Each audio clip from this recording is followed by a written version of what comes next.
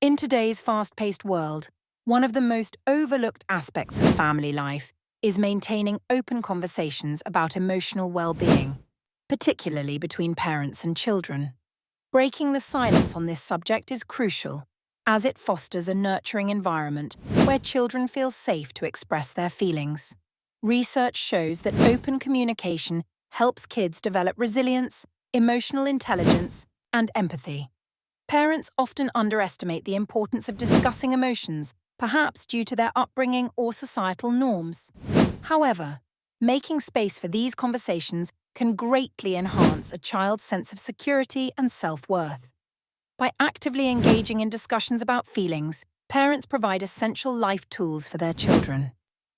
Let's encourage a generation where emotional dialogue is normalized, nurturing healthier relationships built on understanding and trust.